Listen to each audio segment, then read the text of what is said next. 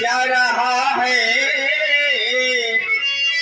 आ चुका जो हृदय में, आकाश में मुस्कुराता है, खेलती ये अरुण ये उषा, शांत है वातावरण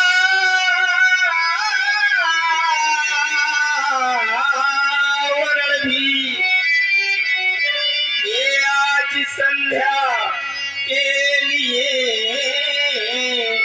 मन स्वयं मचला जा रहा है। चलिए भैया और नित्य की हाथ में संध्या करें। ये अंधकारो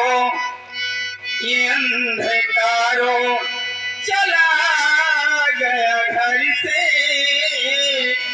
ये अंधकारो चला गया घर से, ये खाली प्रकाश रह गया। आओ चली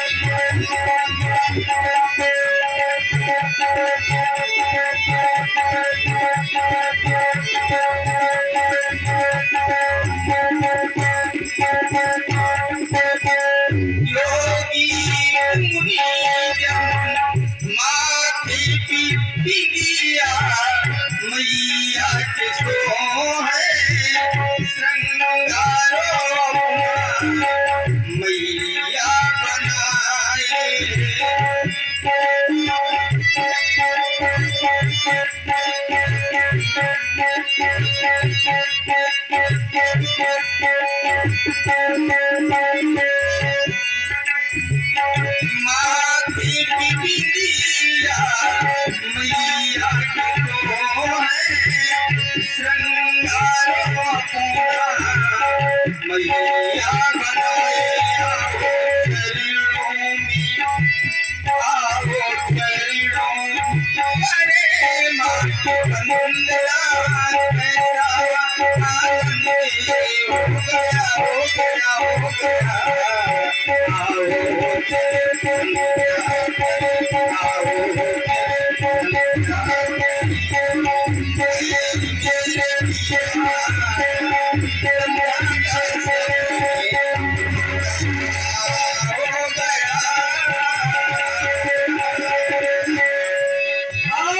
देखिए आगे हमारे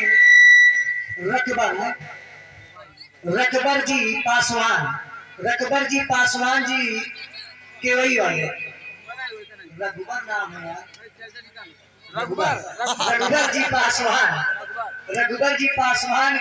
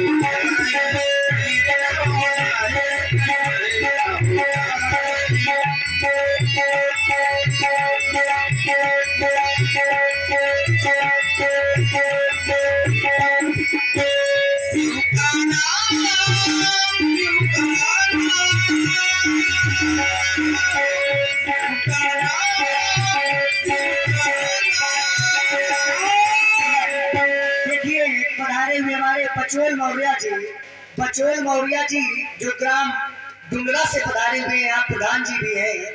आपकी तरफ से 51 मुद्राएं श्री राम जी, लक्ष्मण जी और महामुनि विश्वामित्र जी के चरणों में भेंट है। बहुत बहुत धन्यवाद। और याद है रघुनंदन जी भरसवा निवासी जो ग्राम भरसवा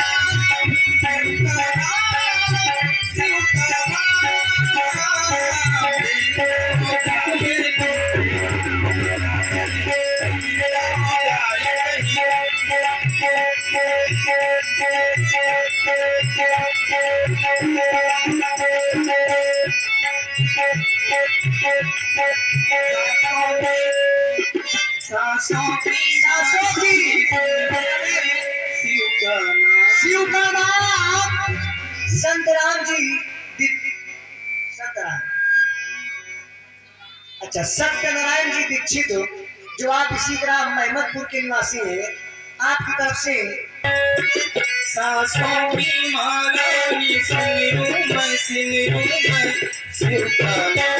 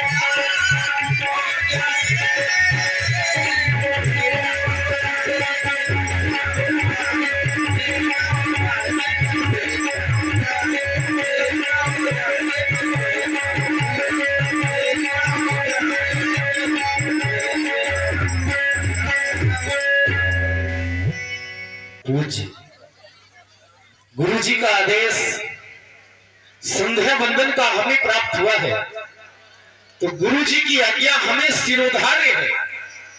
क्योंकि संसार में चाहे जितनी सुख संपत्ति हमें क्यों न प्राप्त हो जाए, लेकिन यदि गुरु जी की कृपा नहीं है तो फिर हमारा कल्याण होने वाला नहीं।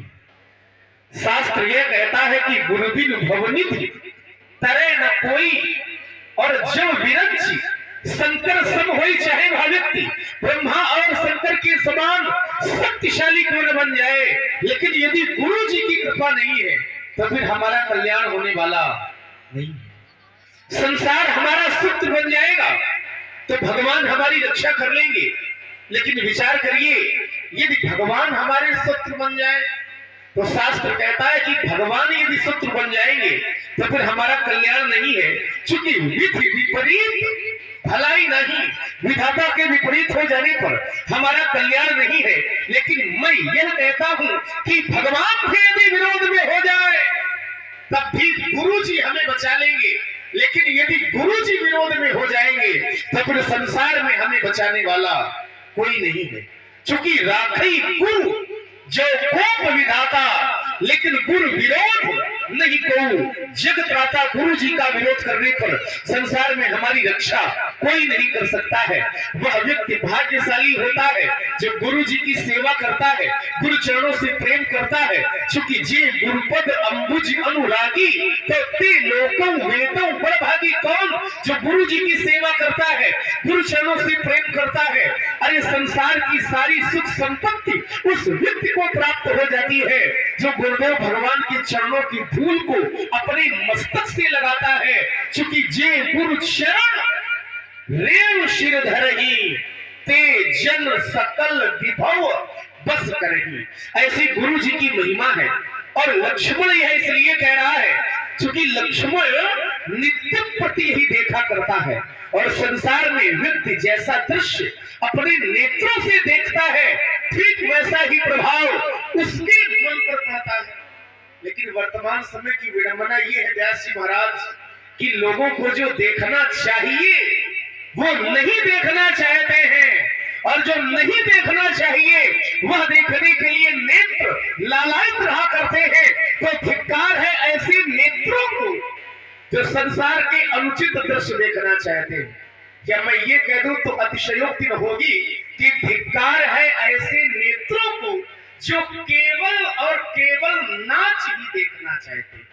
क्योंकि भगवान ने ये नेत्र यदि हमें दिए हैं तो संसार के अनुचित दृश्य देखने के लिए नहीं दिए हैं। यह नेत्र हमें क्यों प्राप्त हुए हैं? यदि अपने मन से पूछोगे तो उत्तर यह प्राप्त होगा कि है आंख वह जो प्रभु चरण का दर्शन किया करे।